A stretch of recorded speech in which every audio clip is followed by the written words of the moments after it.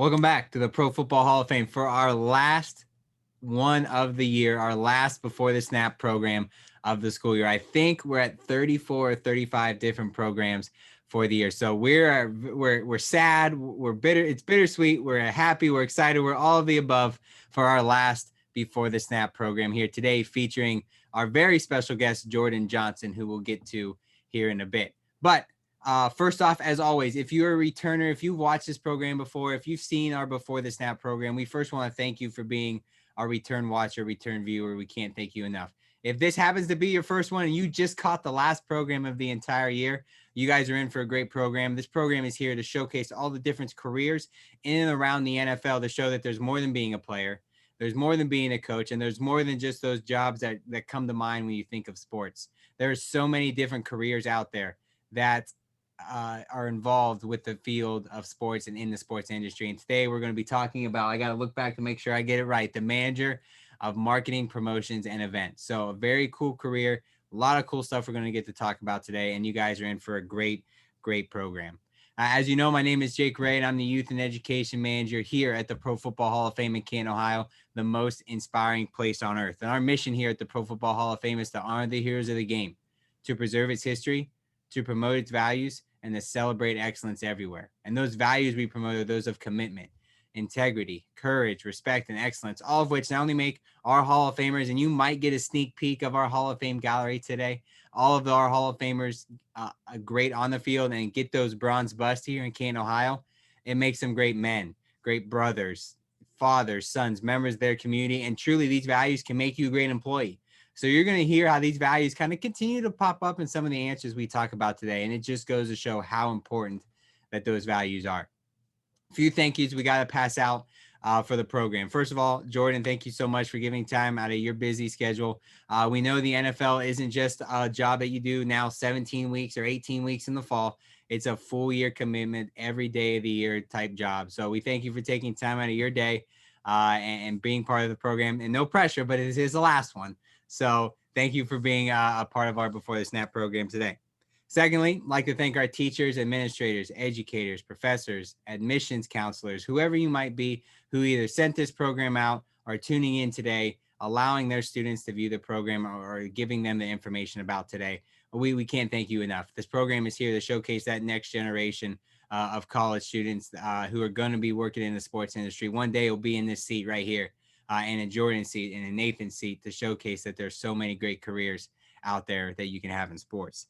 And lastly, got to thank the students. As always, you know, this program is here for you guys. I know when I was in college, I wish I had something like this where I could tune in once a week and learn about different careers in the sports industry. So we're here for you. We want to hear your questions. So as always, let us know what school you go to, where you're watching from. Let us know right now in the comment section. Hit us up. Let us know where you're watching from. And if you got a question, don't hesitate to ask. The only way we get to ask your questions is if you let us know you have them. So put those questions in the comment section. Nathan's in our Gold Jacket Lounge as always, watching, waiting for those questions. And like he always said, he doesn't want to hear me talk the entire time.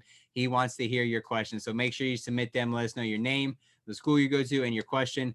And as always, we'll try our best to make it a part of the program today. So without further ado, today we are lucky and grateful to be joined by Jordyn Johnson, who is a sport marketing professional with experience in event execution, fan engagement, game entertainment, and youth programming. She has spent the past 3 years working in events and entertainment for the Baltimore Ravens, now has the title of Manager of Marketing, Promotions, and Events, developing and growing the team's event strategy surrounding different NFL initiatives like Draft Week, Training Camp, Kickoff Week, and most importantly, the playoffs.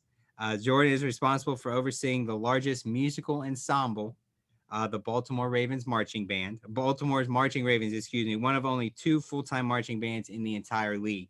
The ensemble marched right here in Canton, Ohio, in the Grand Parade to honor the induction of Ray Lewis in 2018 and Ed Reed in 2019. Additionally, Jordyn works with the mascot Poe, which, if you know how the Ravens got their nickname, that's very, very good name for their mascot, to develop outreach and programming for young Ravens fans. Prior to the Ravens, she interned with the Denver Broncos, where she contributed to all elements of the Broncos fan affinity groups, assisted with event planning and execution, and notably launched the Broncos Bookworms reading program into its inaugural year. from Colorado. She attended the University of Colorado there, where she graduated with a bachelor's degree in administration and with a special coursework in education. So just by that bio right there, you can tell there's a lot of great things we're going to hear today. So without further ado, I'd like to welcome our special guest today, Jordyn Johnson. Jordyn, welcome to the program. Oh, Jake, thank you so much. And thank you for the intro and thank you for having me. I must say, I do feel a little bit of pressure being the last one. So I hope I live up to all expectations of your guys's and obviously our guests. But Well, if we can leave with something, if our guests can leave with just one piece of information, we've hit our goal and we've left the mark that we want to leave. So again, thank you so much for being a part today. And we're going to kind of kick this off like we do pretty much every program here when we're talking about before the snap. We got to learn a little bit more about what you do. So on a day-to-day basis, what does the manager of marketing programs and events, we got to get that right. By the end of the program, I'll get that right. Do with the Baltimore Ravens. So on a day-to-day basis, what does your job look like? We know this last year has kind of been an asterisk, that the things have been a little bit different, but normal fall season, what does your job look like? Absolutely. Absolutely. Well, I will say I'll cut you some slack because that title is a bit of a mouthful. But day to day, I mean, there really isn't a typical day in the sports industry, whether you're in marketing or game entertainment, or gosh, even over on the football side with scouting and coaching.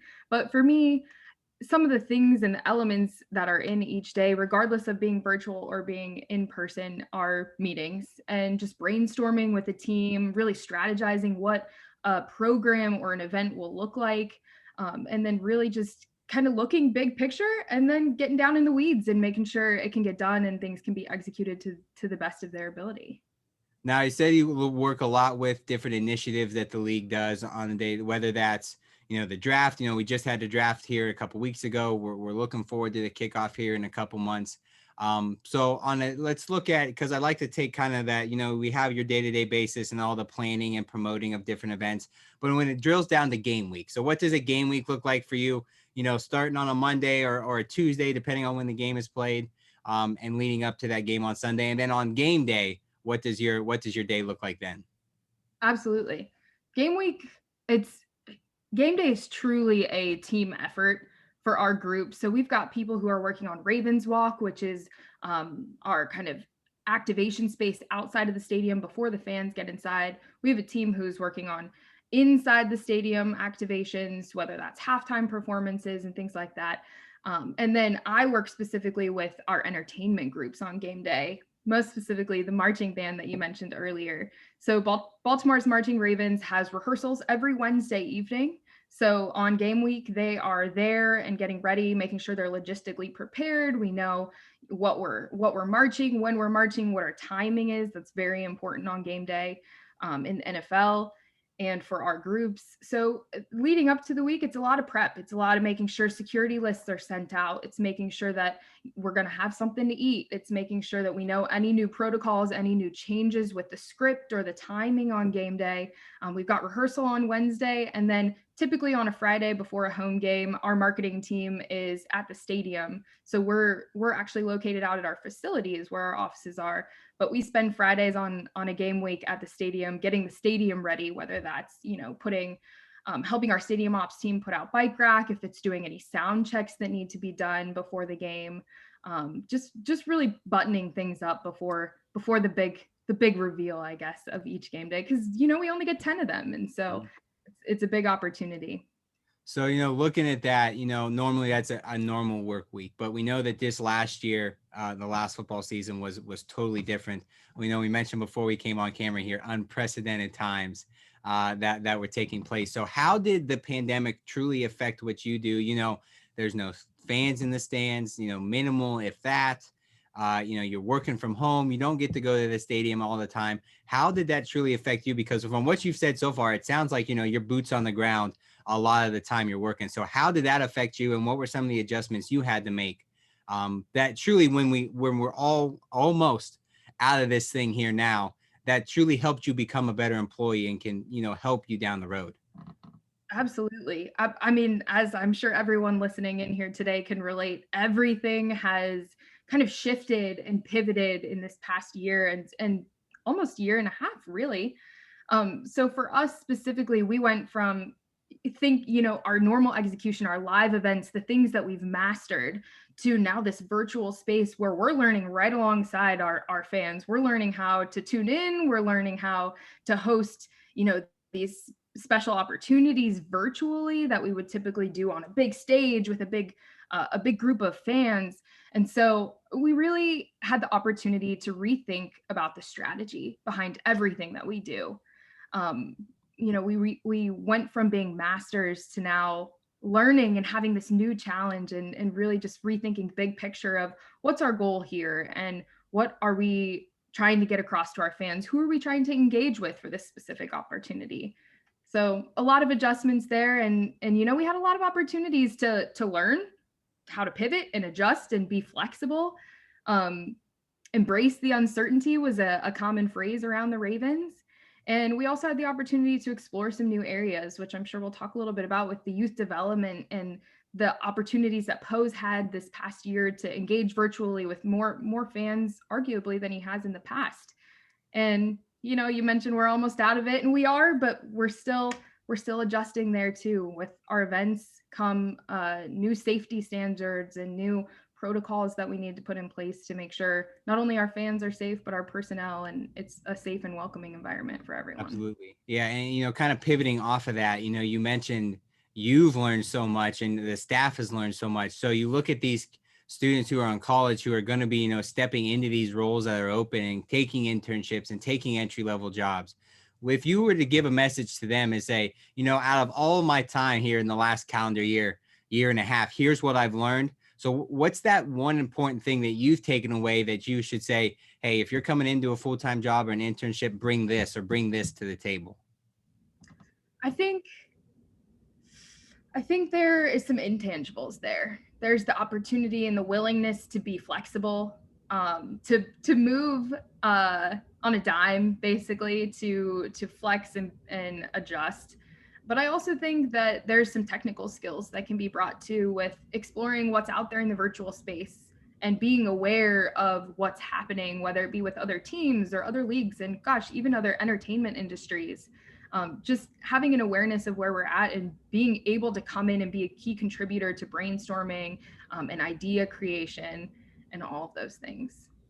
Yeah, I think creativity is something that keeps popping up because just like you said, everybody kind of had to take that soon as, this hit, everybody had to take those meetings with their department and say, all right, what are we going to do here for the next 6 months? And how can we continue to develop good programming and great events and still engage with their fans? For us, it's working with teachers and students on to bring them programming. And, I always say that there's a blessing that comes out of all these curses. And for those of you watching, this is one of them right here. We have said in the past, we would love to get out and do programming with college students and tell them all about different careers out there, but we could never find that thing. And then out of the pandemic before the snap was born, and here we are today. So like you said, it was a very troubling time, but you said there's so much learning that went on to better not only the department, the team, the organization, but all of these students who are going to be coming into that helps them as well. We mentioned at the beginning in your intro there, part of what you do is oversee that marching band. And, when people think of that, it's like, oh, it's just, it's a pep band, like, oh, 5 or 6 members, cool, kind of get staying pumped up. But no, full-fledged marching band, part of which you got to be here. And I assume you got to be here as well when they were here in 2018 and 2019. When Brady Lewis and Ed Reed respectively were enshrined. So, what was that experience like for you specifically? And then how cool is it to see the marching band kind of reaching outside of the Baltimore area, and truly expanding across the entire country?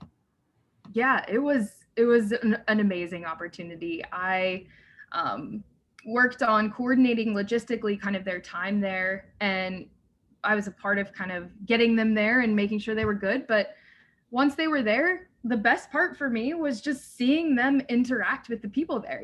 They're so used to interacting with Ravens fans, and they were seeing people from Cincinnati, from California, and people with other teams' jerseys on. And everyone was so excited to celebrate football and the enshrinement of these Hall of Famers.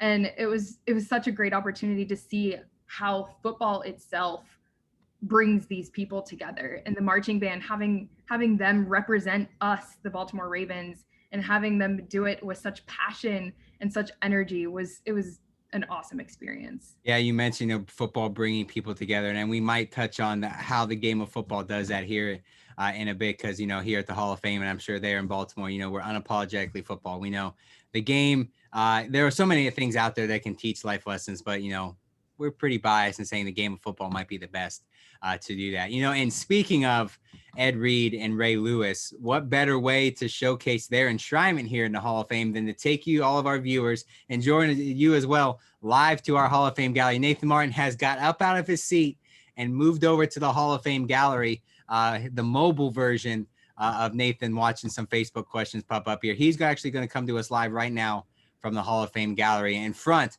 of those bronze busts. Nathan, whenever you're ready, floor is yours. Awesome, Jake and Jordyn. Thank you once again for being with us today. As Jake was saying, I am live here in the Pro Football Hall of Fame gallery. Super busy day. We got people all over the place in here admiring and just appreciating these bronze busts. And like you said, I've got Ray Lewis's right here, class of 2018. Ed Reed is up here, class of 2019. Some of the Baltimore Ravens legends of the game. And to kind of put in perspective how special it is to have one of these busts, we're talking over 300 million people have played the game of football at all levels in the history of the sport. Only 5 million have been good enough to play the game in college, and only about 30,000 have had some role coaching or playing, administering the game professionally. And we only have 354 players at this point that can call themselves, or their families can refer to them as Hall of Famers. So it's a really special elite group. And I guess just standing in front of these legends, Baltimore legends, Ray Lewis and Ed Reed, my question for you, Jordyn, coming from the Hall of Fame gallery, is you're involved with so many different events throughout the year. What are some ways that you engage with the legend community there in Baltimore to get the fans excited about coming out and participating in some of the events that you help plan? Absolutely. We love engaging with our legends. We know the impact that they've had on these fans and the unique memories that these fans have in having watched them play.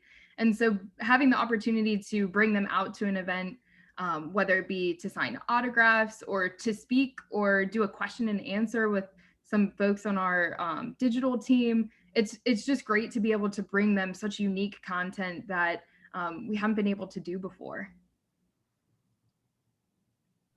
And then I got to ask you, because it's something that we deal with here, because we're able to interact with all these Hall of Famers, these gold jackets. And one of the first lessons they teach you, whether you're an intern or you're just starting out, is this is your job. You can't be a fan. Do you ever struggle with that, with the access that you get to the current players and to the legends, where you're like, oh my goodness, there's Ray Lewis, there's whoever it is, Lamar Jackson. Do you ever get that fangirl, I guess, a little bit, or has that never really been an issue for you? Yeah, that's a great question, Nathan. And I think sometimes you really have to think about it. You're right there, and maybe there's a bike rack and the fans are on one side and you're standing right there and you're like, oh my gosh, this is Ray Lewis. Like, wow. And it's really just taking the minute, realizing where you're at, realizing the opportunity, but also realizing that, there's so many other people there that want to interact with him and want to have that time. So really opening that opportunity in a safe and comfortable way for the legend and also the fans, but remembering that you're here to provide other people opportunities to create memories. Yeah, it's a great opportunity to have that access. And like you said, to kind of curate more opportunities for the fans. And I got to encourage, like Jake said, I always monitor the Facebook questions. So students, if you're watching, plug in those questions, let us know, comment. Jordyn wants to hear from you guys. I saw several of you comment, your school, where you're watching from, but she wants to hear your questions now. So until we get to that portion, I'm going to send it back to Jake for some more questions. Awesome. Thanks, Nathan. Thanks for giving us a live look there into our Hall of Fame gallery. Like you said, we pulled in this morning, the parking lot was full. Fans are coming back out. So happy to see that the game of football, and specifically us here at the Hall of Fame, starting to see more and more people getting involved. And, we mentioned that one side, we talked about the marching band and the ensemble and overseeing all that. But the flip side, the other big thing is, overseeing and helping with Poe, the mascot. So for you, what is that experience like? And, you talked about, all the extra outreach that you and Poe were able to do this year. What's that like? What's it like working with the mascot? And sometimes, especially when you work with kids, do you see the kids kind of gravitate towards the mascot rather than the player they got staying over there in their jersey? And what does that feeling like for you? Yeah, well, I will say working with a mascot is one of the most unique experiences. Our Poe whistles, so I don't know about you, but I can't speak in whistles or in bird. So being able to bring a voice to his personality beyond the whistle is just such a unique, a unique thing.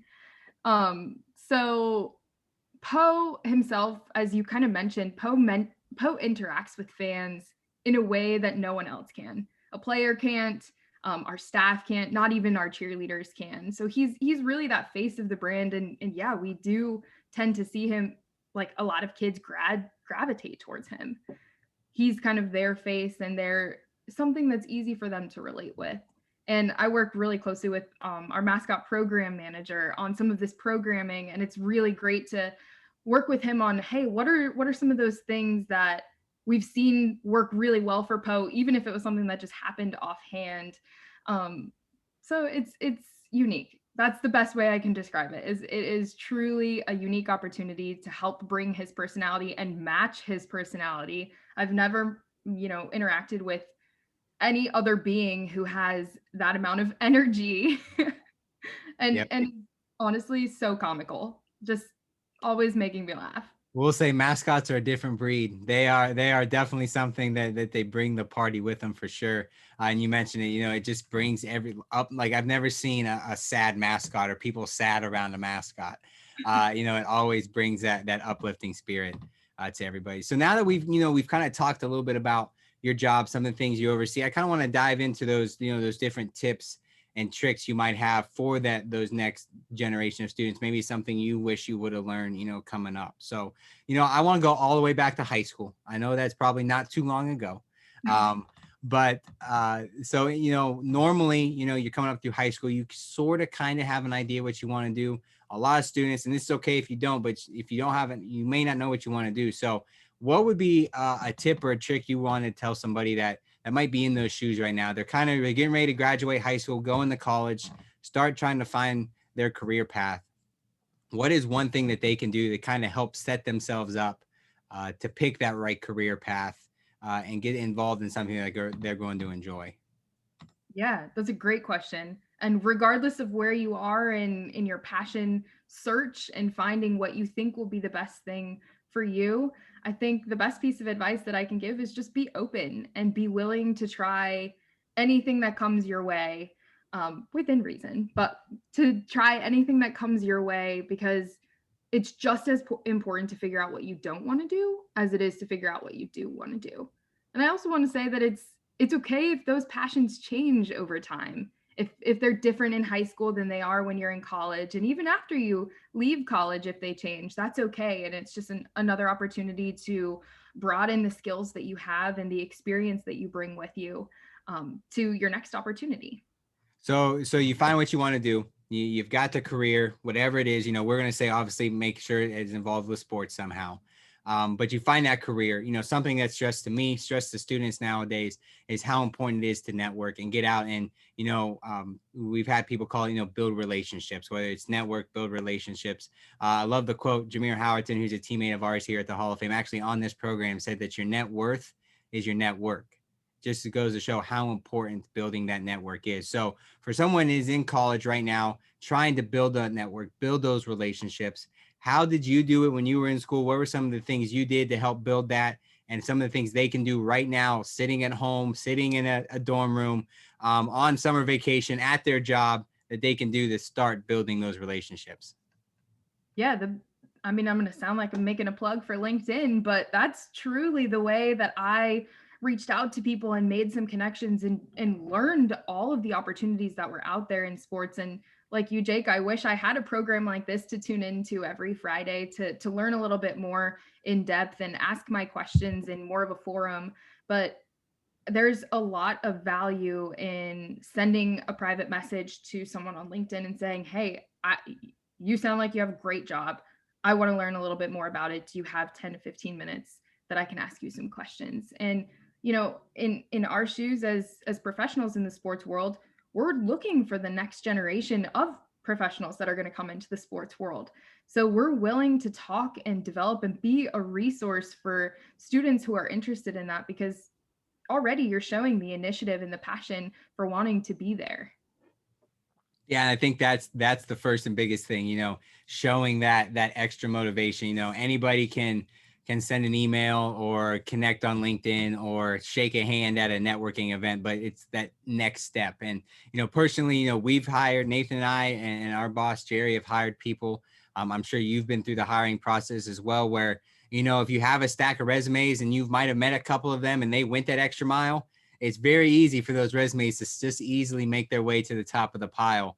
So it does go a very, very long way, and building that network with something as simple as 10 to 15 minutes of sit down time or email exchange back and forth can really, go a very long way. And the funny thing is, it doesn't stop once you're in your professional job, you're in your full-time job. It continues to grow, and you continue to build that network every day you're in your professional career. So you get into your professional career, and a lot of people think, what, right, done learning, I'm good, we're just going to sail off into the sunset because I got that full-time job there. But that couldn't be further from the truth. So you talked a lot about this last year, especially learning so much. But what are some things to do, to kind of keep yourself on your toes, be the best employee that you can be, whether it's conferences or special meetings, or even you reaching out to other people to talk? What are some different things you do to help you become the best employee for the Ravens you can be? Yeah, I think it's all of those things. It's finding, there's been a lot of free virtual conferences lately. So finding the ones that are relevant to my role and tuning in and taking it a step further, and maybe reaching out, coming back to that networking thing, reaching out to some of the vendors maybe that are speaking, or if it's someone from another team or another league, contacting them and setting up some time. Hey, you did this amazing event, whether it's virtual or in person, you did this amazing event. Can I ask you some questions? I want to find out a little bit more about it. So it's continually being curious. It's asking the questions. It's being open to learning and never being complacent in where you're at. I think that's a perfect way to put it, because times are changing, technology is changing. There's so many things that, you got to show up and be ready to adapt to those changes, and we used this last year as a great example of that. Nathan just sent me a message here. Looks like we have a question from a student. So I'm going to send it out to the Gold Jacket Lounge. Nathan's back down in front of his computer watching those questions come through. I'm going to send it out to Nathan here for another question. Thanks, Jake. And you're right, I'm all over the place. In the Hall of Fame Gallery, Gold Jacket Lounge. Jordyn, we did get our first question. This is from Emily, and she said she attends Ohio State. So I know Jake's a big Buckeyes fan. He's excited. She said she's struggling to figure out what she wants to do specifically within the sports industry. So what advice do you have for her to try to narrow her search, I guess, in the sports industry? And then, how did you figure out that you wanted to kind of be in the marketing and the event side of things? So what kind of advice would you have for Emily in that position? Yeah, Emily, I would say really think about the things that you get excited about. Think about the things that you get passionate about. I have some people who I work with who are very passionate about numbers, and they tend to be more of the analytical, business intelligence group. I have a lot of coworkers who love logistics. I tend to love logistics, and so I work on event planning. And then you've got some of the more creative-minded folks, like our director of branding and advertising, and our graphics team. They're constantly, taking ideas that they have in their minds and putting it down in a way for our fans to see. So I think, Emily, it's just really looking at the things that bring light to your day, the things that you get excited about, as well as some of those networking opportunities, using LinkedIn to reach out with people who you think have a job that you might want to do one day. Yeah, I think that's awesome advice for Emily, and I hope that, she thinks the same thing. I got a personal question for you, though. So doing our research before the program, I noticed that you've gone back and you've started a master's program. So youth development, if I'm not mistaken. Yep. So why was that important for you to go back to school? We've talked about continuing to learn, continue to build a network, but for you in your position and kind of, I guess, general advice for students and I guess young professionals like myself or Jake, like, why was it why was the time now for you to go get a master's? And is that for everybody? Yeah, I think it may not be for everybody. There's so many ways to learn and continue progressing, and continue finding new things out in the world. For me, it was important to keep my mind moving and keep me motivated as I continue to gain tenure in my role. And my business degree was pretty broad. And so one of my passions is youth development, which is a pretty narrow kind of lens of things. Mm-hmm. So I really wanted the opportunity to dive in a little deeper, learn a little bit more from the youth professional mindset, to learn how we could be more of a resource and an ally for schools in the community, and also those other, youth development programs in the community. So really using it as a way to learn about the group that I'm passionate about reaching, and then finding ways to be a resource for them. And are you already seeing that education pay off in your work with the Ravens? I am. Each course is a little bit different. I'm taking one at a time. I took a course about families and youth and how they interact together. And technology is what I'm studying right now. So really, I mean, esports is a really big topic in the NFL right now. So finding ways that we're in line with some of the data that's coming out, and ways that'll help us be more effective in that realm as we look to explore it. Yeah, that's amazing stuff. So students, keep sending your questions in. I know that we'd rather ask your questions as opposed to ours, but for now, I'm going to send it back to Jake while we get some more questions coming in. Awesome. Thank you, Nathan. I've got the Facebook feed pulled up right here, and I've seen about 3 or 4 pop up just since you started talking. So students are sending them in. We've got some great ones coming through. So we'll send it back to Nathan here in a little bit. But, working back to your career a little bit, Nathan mentioned, you furthering your education, helping become, the best employee that you can be. Part of a learning experience is, that hands-on experience, which when it comes to working in sports might be what the most important experience is. And, you interned with the Denver Broncos prior to working with the Ravens. So what was that experience like for you? You went, you grew up in Colorado, getting to work for the Broncos had to be so special for you. But what did you take away from that internship process that helped you in your career today? Yeah, it was an amazing opportunity. My dad will tell you it's probably one of the best career choices I've ever made. Big fan out there. But I think one of the biggest things that I took from that internship was just this amazing foundation of skills. It was the intangibles. It was the importance of putting in hard work, the importance of being a key contributor in a conversation, always being at the table and always having a voice. And I think having the leadership that I had there, I was able to see, some of the things like that I wanted to look for in a career, and that I wanted to look for in a team, and the resource and advocate that I wanted to be for my team in the future. I think that's, it's part of the process. There's that quote unquote ladder you got to climb from, the grunt work to the intern to the part-time worker. And it's just a rung on that ladder you have to go through to work in sports. And it's all about gaining that experience. Now, through all your time, both with Denver and with Baltimore, you've been so involved in working at different events and in the community. But personally, and this might probably be the hardest question we asked today, what is the most meaningful event to you that you get to be a part of each year? That is a tough question. There's been so many different events. And I think, just to preface, I think every event and every initiative and every time you're out there has the opportunity to be the most meaningful, which is, I think, the biggest challenge for our team of event planners is how can we plan an event that is memorable and that is going to resonate with our fans, no matter, if they're 55 and coming, or if they're 10 years old and this is their first time at an event. And so I think that's one of the things that I really but challenge myself with each time that we have an event meeting or have get together for a meeting. But to answer your question, I do have one specific answer.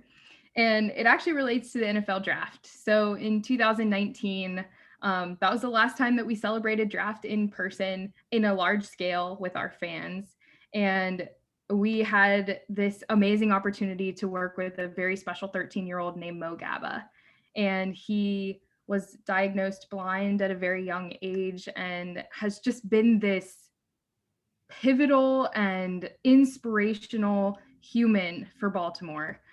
So this was our first interaction with him as a team, and he made a 4th-round pick for us on day 3, and it was a history-making pick. He was the first person to ever make a draft announcement or a draft pick announcement from a card written in Braille. And to see not only the reactions at the event and on social media after, but to see the reactions from our draft room where our general manager and owner were, it was just an amazing opportunity to be a part of that and help facilitate that and to make his day memorable. But also he became a huge part of our community after that. And he, he was a part of our field painting this year. And so those are the types of opportunities that make things memorable. And those are the best parts of my job as an event planner. I think, and we talk about, and we always say that, we thank you guys for your impact for the game because it truly wouldn't be like it is today. Then we also say, you've indirectly impacted the Hall of Fame in a way too. And I think that's a great example here on display here right before the draft this year. We had that draft card on display. We had it after the 2019 draft on display right here in Canton, Ohio. So there are these memorable experiences that you're getting to be a part of are truly, impacting the entire NFL world, the entire game itself. So you talk about those memorable experiences that you get to be a part of. And that is one that if I was there would definitely be, on the list as well. But, when you at the end of the day, you work for a football organization. And when it comes to wins and losses, it's good when it's a win, it's a bad when it's a loss. So, the question we like to see is, how does the relationship between the on the field success and the football side of the business success kind of translate and relate to what you see on a day-to-day basis? Can you always assume Monday morning is going to be a lot better if it was a win rather than a loss, no matter what team you work for? But how does what the organization believes in as a football team kind of translate and relate to what you guys see on the business side and the event side on a day-to-day basis? Yeah, I think in a lot of ways it's one and the same. We have a motto or a mantra around here, and it's one team. It's the team, and we are a team. We win as a team, we lose as a team. It sounds cliche, but it's truly what it is. We may have had a bad game on Sunday, but we're back in the office on Monday, and we're working hard on the next home game and the next thing that we can do to engage with our fans and really bring that positivity and that energy back to life, even if it was a really, really tough loss. Yeah. And I think, everyone can kind of assume that that's going to be the answer, I think, when we ask that, but we like to just showcase that it is true that when people think of careers in sports, they think of, it would be great to work for the Buccaneers or the Patriots or all these successful recent teams. But it doesn't matter who you work for, the NFL, any organization, any pro team, everybody works as one full team, like you said. And I think that's the cool thing that sports is. It doesn't matter if you're Lamar Jackson or if you're the guy who delivers mail every day. You all believe in the same mission, the same values, and you're all trying to move that team forward. So I think that's another cool aspect that's working in sports and how cool it is to be involved in the sports industry. I wasn't lying when we said we had some Facebook questions. Nathan just told me we got 4 great Facebook questions from our students out there. So I'm going to send it back to the Gold Jacket Lounge to Nathan to hit on all those questions. Awesome, Jake. Thanks again. So first question we got comes from Braxton, and he's a student at Ohio University. And he said, from a marketing standpoint, and maybe you have a little bit to do with this, maybe you have a lot. I'm not really sure where you would fall with this, but give us your best answer, Jordyn. From a marketing standpoint, how do you guys promote new free agents, new rookies after the draft, once these guys have been added to the roster as opposed to the players that are already with the team? Yeah, well, Braxton, that's a tough question for me to answer in my role. I tend to work on some of the promotion for our events and our entertainment groups and some of the initiatives that we have. But our social media and our digital team work really hard to just make sure that we're telling the story of our players and we're really sharing some of the off the field things that they bring to the table. So they do a great job of highlighting those guys, highlighting them as players and individuals, but also as a team and a group. And yeah. So then this is kind of a follow-up. This is from Tyler, who goes to the University of Pittsburgh. And he said, how is marketing and events and promotion different in the sports world compared to like the traditional business or traditional job? I don't think that it is. I don't think that it's too different. You're just working in a different industry and your product is a little bit different. So if I'm planning, a community day for the Ravens, we're still out there impacting the community in various ways. Just like if we were working with BG&E, it's an electricity company out here. If we were working with them on a community day, they're out there doing the same type of thing. But I also think it's just it's a lot of the same motions, right? For planning an event, you're working with vendors, you have a goal, you have a vision in mind, you're bringing something to the people that you're serving, and it just may look a little bit different on what that programming is or what the actual product is. Yeah, I actually would echo that too. I know when I was in school and sport management was one of my majors, they always were like, you're just learning business in the sports context. Like you said, the product is just a little bit different, but you got to have all the same business skills and finance and marketing and all that. So I appreciate the fact that that was your answer to that. I'm just going to keep rolling through these questions. They're coming in a lot now. So Anthony, who goes to Western Governors, he said, okay, you guys mentioned networking. You gave your little plug for LinkedIn unofficially, and sending the messages, but if someone's in business, management or sport management, what are other ways they can kind of get their foot in the door for the sports world, the sports industry, if they're not just networking? Yeah, I think being around.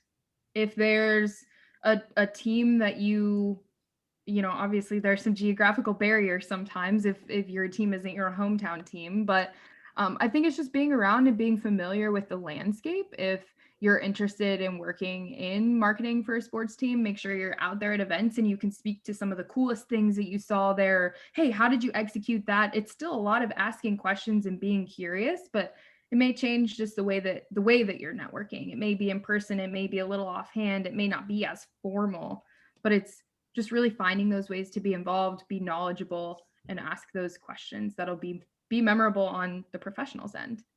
Yeah, I know that's what a lot of people that have been on before the snap have kind of said throughout this whole series is networking is huge, building those relationships, but then you got to be willing to basically kind of go out there, volunteer, make yourself available.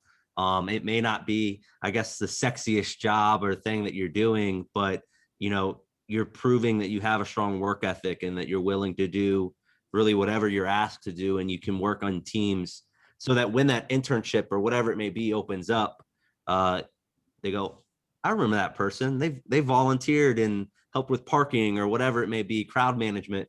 So I mentioned internships, and like I said, they're coming in fast. So Zach from the University of Nebraska says, how do you know if a team or an organization is the right fit for you when you get an internship opportunity? And you had an internship with the Denver Broncos, so maybe speak to your own personal experience. How did you know that was a good fit for you? Sure. I think you can tell a lot from a team and the way they function and operate and what their values are by some of the things that you can find online. So a lot of teams do have like a team behind the team page where you can learn a little bit about the people that are working in a department, what they do. They'll allude a little bit to some of the culture that they have. So I would say do some research there on, one, make sure you know what their social media channels are and what they say and that kind of stuff, but do some digging. There's typically some information out there about the staff for an organization that you're interested in. And if you have the opportunity to speak to them, whether it be on the phone or virtually, or in person, just asking those questions of, how would you describe the culture? Give me 3 words to describe your team. asking those questions to see, do these answers resonate with me? Is this a place I could see myself? And a lot of the fit is on both sides when internship opportunities become available, because we spend so much time together that we're always looking for people who we are going to get along with, who are willing to put in the time, and all of those other things too. Yeah. So I think the last question I'm going to have from the students, and students, thank you again. I know we didn't get to all of them, but thank you for putting in your questions, and we've kind of plugged it already. I know it's in the comments. Connect with Jordyn if you have a specific question. I'm sure that she would love to hear from you. Love to just hear that you watched today, but answering your questions as well. So the last one that I have, and then I'll send it to Jake to kind of wrap things on the program. And this is from Leah. And she said, I'm just going to read how she wrote it. She said, 2020 was a huge year for women in sports, with the hiring of Kim Ng with the Marlins, Sarah Thomas at the Super Bowl, women like Katie Sowers with the 49ers, and now the Chiefs. I'll even add in Callie Brownson with the Cleveland Browns here locally. So with the rise of women in sports, do you have any advice for women who are looking to kind of break into the sports industry and start their career in sports? Yeah, I think my biggest piece of advice is just show your voice, share your voice, and continue to speak on the things that you want to speak about. I don't think females in sports should ever have to hold back because they're not sure what to say, or they're not sure if it's their place. I think just going into it as if it's an opportunity in another industry. I think we're seeing a lot of progress for women in sports, and there's a lot of opportunities that are out there, and you have just as much of an opportunity to get it as a male counterpart. Yeah, I think that's amazing advice. Awesome advice. And Jordyn, I'm going to say thank you for myself. Thanks for joining us here on Before the Snap. Before the Snap. Man, wow, it's getting rough here. Thank you for joining us. Students, thank you for asking your questions really all year. I am going to send it to Jake, though, for one or two more questions as we kind of wrap up season 1 of Before the Snap this school year. That's a great way to put it. Thank you so much, Nathan. And I know the students have will thank you as well. I thank you for the students for coming through and asking all those questions, and getting all those students and schools represented here over this school year. Yes, Jordyn, just a couple more questions. Two of the ones I usually ask, throughout every program. If you can't tell already, for all of those viewers, Jordyn definitely loves what she does. If she doesn't, she hides it very, very well. But, there's the old cliche, the adage out there that says, you never work a day in your life if you love what you do. So why do you love what you do? Why do you love showing up to work every day and working with the Baltimore Ravens? Yeah, I think I do. I love what I do. I love the opportunities that the sports world and sports marketing in this role have really offered me to pursue my passions. And I think one of my favorite parts about the role is just finding ways to impact the community and finding ways to create memories. I know I've said it a couple of times, but that truly is my favorite part of the job. Is I may have a good time, yes, but I want to make sure that all of the fans that come out and support us each home game, each event, I want to make sure that they have unique opportunities to interact with our legends. We talked about them earlier, and also just our brand in general. We want to make sure that we're providing this opportunity for the community, and we have an amazing opportunity for impact through sports, and that's my favorite part of it. I think that's awesome. So our last question today, our last question for the Before the Snap program for season 1. So again, no pressure, but the question we usually end with is, we've given so much different advice today. We've learned about your career, tips and tricks to kind of break into the industry, network, become the best employee that you can be. But if you can sum up everything that we've talked about today and let students who are watching today leave with one piece of super great, awesome advice, what would that one piece of advice you want them to take away be? I don't think it's groundbreaking, but use your resources and network as much as you can. Use LinkedIn. It may feel uncomfortable the first time you reach out to someone that you don't know, or maybe you're reaching out to someone who you're pretty intimidated by, but really use those resources, because the more that you can engage with the sports world, the more that you will understand the sports world. And the more that you understand, the more that you are marketable for a sports opportunity. So I think just using your network and using your opportunities, whether it's attending an event or listening into something like Before the Snap or jumping on a online conference that you maybe don't know anything about the topic, just the more that you can broaden yourself and speak to different things in the sports industry, the more that you're going to be marketable as a candidate. I think that is a great way to wrap up season 1 of our Before the Snap program here at the Pro Football Hall of Fame. So Jordyn, thank you so much for being a part of the program. As I said at the beginning, we appreciate you taking the time out of your day to speak with us, to speak with students. To be honest with you, Nathan and I take so much away from this program as well, just like the students who are tuning in online. So thank you so much for doing that. And like I said, you don't know the impact that you've had on the game of football and truly the impact that you've had on us here at the Pro Football Hall of Fame. So again, thank you for that. The game wouldn't be like it is today without your influence. So thank you so much for that. Thank you so much for being a part of the program today. Yeah, absolutely. Jake, Nathan, students, teachers, educators, thank you all so much for the opportunity. And please reach out. Yes, do that. We've got in the comment section, that pinned comment there has got Jordyn's LinkedIn information. So connect with her. If you didn't get a chance to ask the question today, or you were a little shy, didn't want to put it in the comment section, reach out to her and ask her those questions. Before we leave today, as we always do, make sure you're following all of our social media channels. And I guess I'll go ahead and plug the Baltimore Ravens channels as well. Stay up to date with all the great content they have coming out. OTAs are rolling. Football season is upon us. We're 70 some days for kicking off the season right here in Canton, Ohio for Enshrinement Week, powered by Johnson Controls. So it's going to be here before we know it. So we're super excited. So follow us, like, subscribe, whatever you got to be. If you're a podcast listener, tune into our podcast here at the Pro Football Hall of Fame, The Mission, hosted by the aforementioned Jameer Howerton, a great coworker, friend of ours here at the Pro Football Hall of Fame. Like I said at the beginning, the game of football is a 365-day job. It doesn't just take place 18 weeks in the fall. And there's so much work that goes into being that. So that's why we are so grateful that throughout the entire year, we had so many great guests. And I've got my phone here. I'm going to read through them all. Thank all of our guests. We had Carly Migrants, Alyssa Hankey, Rick Goslin, Caroline Deasley, Justin Mayer, Jameer Howerton, Christina Hofstadt, Jesse Lovejoy, Jarrett Bell, Kim Smith, Jason Romano, Jen McCollum, Michelle Norris, Clint Oldenburg, back to the top, Craig Peters, Jordyn Johnson, Andrew Raphael, Riley Heklinski, Eric Procyse, Nate Bain, who unfortunately, due to technology issue, we didn't get to have a program with him, but you'll hear from him soon. Kara Kozwinski, Ty Seam, Annie Agar, Austin Pasco, Jeff Goring, Megan Goebel, Ilsa Martin, who you work with, Kendall Peters, Susanna Nickel, Tyler Hambin, Ashton Molinex, Omar Jeffco, and Scott Lantis.